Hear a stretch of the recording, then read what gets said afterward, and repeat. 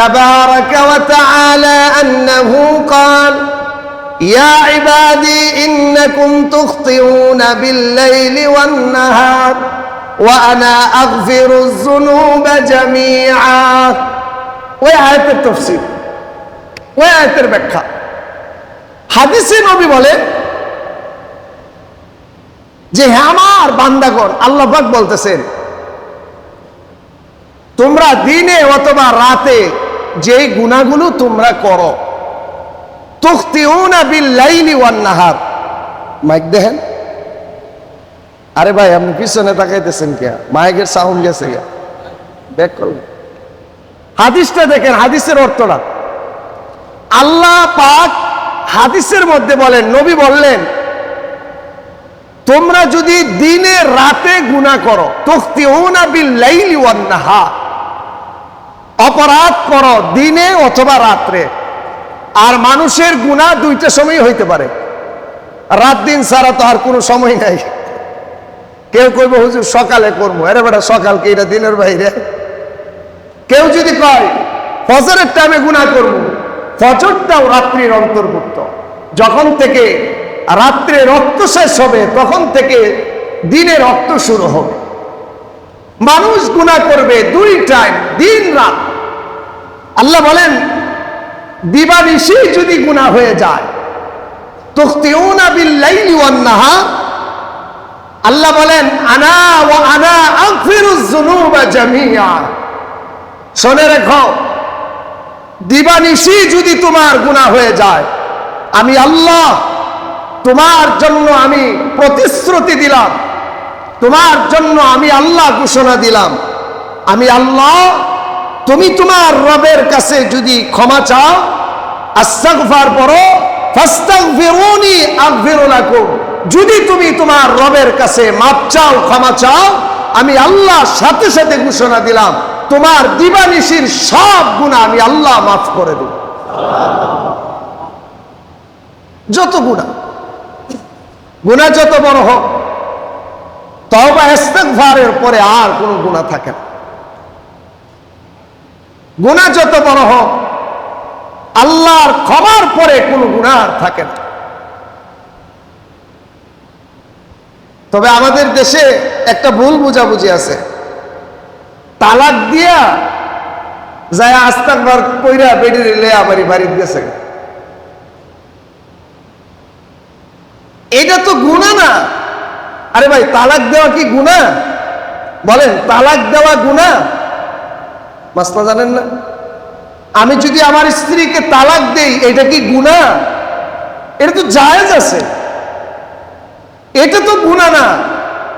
জায়েজ কাজটা আপনি বুঝে শুনে পুরাপুরি জানার পরেও যেহেতু করছেন, আদায় হয়ে গেছে, এখন আবার এই কে ইস্তেগফার? তালাক দিয়ে ইস্তেগফার করলে কোনো লাভ হইব না। আল্লাহ বলছেন, নবী বলছেন গুনাহ করে ইস্তেগফার করতে হইব। এবারে তালাক দিয়া ওই যে গ্রামের কিছু কারি আছে না, সাধারণ কারিরে যায় হুজুর আমার একটু তওবা করাই দেন, আমার বউরে তো তালাক দিয়ে দিছিলাম, এখন আমি আবার এটারে লয়ে যাইবার চাই। আপনারা আগে মূল বিষয়টা বুঝতে হবে, তালাক দেওয়া কি গুনাহ? এটা আপনার অধিকার, আপনি মন চাইলে করেন না। আপনার যদি মন চায় আমি আমার এই বিড়ি নিয়ে খাবো না, তো তালাক দেন না। দেওয়ার পরে কানতে কানতে বালিশ ভিজায়েন না, বুঝছেন না? এই গুনাহ কইরা, এটা গুনাহ নয়। এই কাজ কইরা আপনি তওবা করেন না, এটা দেয়া তওবা দিয়া এটা ঠিক করা যাবে না, এটার আলাদা কাম আছে। গুনাহ যদি হয়ে যায় তখন তওবা ইস্তেগফার করলে আল্লাহ পাক সেই গুনাহকে মাফ করে দিবেন। হাদিসে এতটুকু পাওয়া যায়, নবী করিম সাল্লাল্লাহু আলাইহি ওয়াসাল্লাম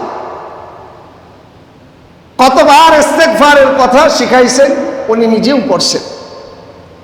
বুখারী শরীফের হাদিস, নবী বলেন আল্লাহি ইন্নী লা আস্তাগফিরুল্লাহ ওয়া আতুবু ইলাইহি ফিল ইয়াউমি আকসারা মিন 70 মাররাতান। নবী বলেন আমি দৈনিক 70 বার আল্লাহর কাছে ইস্তেগফার করতাম। সুবহানাল্লাহ কইতেন? কয়বার? আমরা কয়বার করি? একবারও না। 70 বার ইস্তেগফার পড়তেন। তিনি কে? আমাদের নবী। বলেন, আমাদের নবী দৈনিক 70 বার, আর হাদিসে আছে 100 বার করে নবী দৈনিক ইস্তেগফার করতেন। এখন আমরা কয়বার করে করি? এই কয়বার করে করেন? একবারও না। রাহমাতাল লিল আলামিন হইয়া দৈনিক 100 বার 70 বার করছেন, আমরা একবারও করি না। তাহলে বাউটা কি বালা না খারাপ?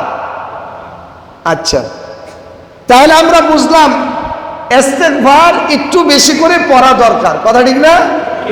এক হাদিসে আছে, কেউ যদি বলে মান ক্বালা আস্তাগফিরুল্লাহ রাব্বি মিন কুল্লি যামবি ওয়া আতুবু ইলাইহি, নবী বলেন কেউ যদি এই শব্দটা দিয়াও একবার ইস্তেগফার করে খালেস দিলে আল্লাহ পাক তার জিন্দেগীর সব গুনাহ মাফ করে দেন। নবী 100 বার করছেন কেন? নবী গুনাহগার ছিলেন না আমাদেরকে শেখানোর জন্য? বলেন। বাপ যেই কাজ বেশি বেশি করে ছেলের ব্রেনে অটোমেটিক চলে আসে, আব্বা যেহেতু করতেছে আমারও করার দরকার। এখন আসেন, তওবা কবুলের শর্ত আছে কিছু আজীব আজীব শর্ত। আমরা যে তওবাটা করব এটার 7টা শর্ত আছে। কয়টা? শেষ। প্রথম নাম্বার শর্ত হলো আইয়ান্দামা আলা ফাইলিল মাআসিয়াত, নিজের গুনাহের জন্য আল্লাহর কাছে লজ্জিত হওয়া। প্রথম নাম্বার শর্ত। এই যে তওবা যে করি আমরা, তওবা কবুল হয় না। আড়াইশা কই হুজুর তওবা তো করি, তওবা তো কাজে আসে না। তওবা কাজে আসার শর্ত কয়টা? বলেন কয়টি? 7টা। প্রথম নাম্বার হলো, উলামা ইকরাম লেখছেন, নিজের কৃতকর্মের জন্য আল্লাহর কাছে লজ্জিত হওয়া, 1 নাম্বার। 2 নাম্বার আসেন, 2 নাম্বার হলো গুনাহের অভ্যাস সম্পূর্ণ ছেড়ে দেওয়া। যেই গুনার জন্য তওবা করলাম, মনে মনে তওবা করে আর মনে মনে আসে তওবা কইরা বাড়ি যাই, পরে আবারই করব, আবারই কইরা পরে আল্লাহর কাছে আবারই মাফ চাবো, এরকম যদি মনোভাব কারো দিলের মধ্যে থাকে তাহলে তওবা কবুল হবে না। তাহলে 2 নম্বর শর্ত হলো গুনাহের অভ্যাস সম্পূর্ণ ছেড়ে দেওয়া, পুখতা ইরাদা করা। এরপরে যদি ভুলবশত হয়ে যায় ওইটা অন্য কথা, কিন্তু দিলে দিলে ইয়াকিন করা, পুখতা ইরাদা করা, যেই গুনার তওবা করতেছি এই গুনাহ আর কি করব না। বলেন, এই গুনাহ করব না। 3 নম্বর হলো আল আজমুল জাযিম, ভবিষ্যতে ওই আগের কথাটাই পরে ওই একই কথা চলে আসছে 2 বার, ভবিষ্যতে এই গুনাহটা আর করব না, এরকম আজম বিল জজম করা, একদম জীবন চলে গেলেও করব না। আল্লাহ তোমার কাছে ইরাদা করে যাইতেছি, করতাম না, তুমি আল্লাহ দয়া করো। কোন বান্দা যদি এইভাবে পুখতা ইরাদা করে, সাহায্য করনেওয়ালা কে? জোরে বলে আল্লাহ। রাস্তা খুলে দিব। আমি সিলেটের একজন বহুত বড় পীরে কামেল, বড় একজন আধ্যাত্মিক সম্রাটের খেদমত করছি। উনি গায়রে মশহুর ওলি ছিলেন। বাড়ি সিলেটের বানিয়াচং থানা, হবিগঞ্জ জেলা। তাকে সবাই ফুল মিয়া হাবিব সাহেব ডাকতো, ডাকনাম আব্দুল কুদ্দুস। উনি হুসাইন আহমদ মদনী রহমতুল্লাহ আলাইহির খাস শাগরেদ ছিলেন। ওনার কাছে হাদিসের কিতাব পড়ছেন। আশরাফ আলী থানবীর দরবারে 7 দিন ছিলেন। 8ম দিন আশরাফ আলী থানবী মারা যায়।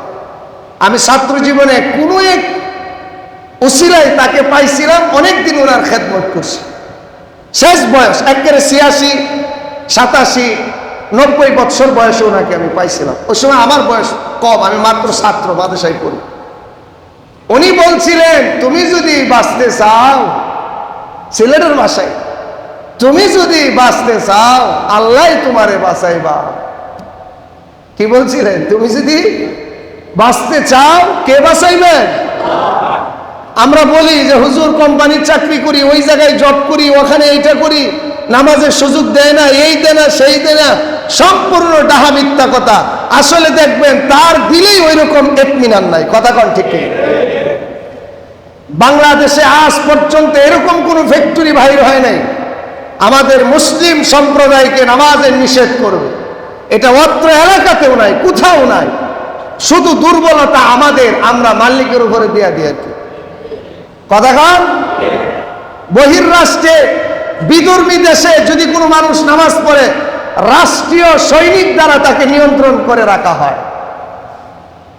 আপনি ইউরোপ কান্ট্রিগুলোতে যায় যদি আপনি কোথাও নামাজের জন্য দাঁড়ায় যান, সাথে সাথে পুলিশে আপনার পাশে এমনি পিস্তল ধরে দাঁড়ায় থাকবে।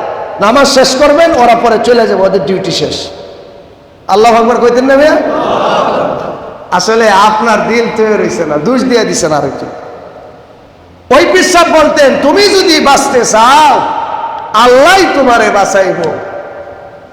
আসলে আমরা তো বাঁচতে চাই না, সবাই হাওয়ার উপরে, খায়সাতে নফসানের উপরে জিন্দেগি চালাচ্ছি।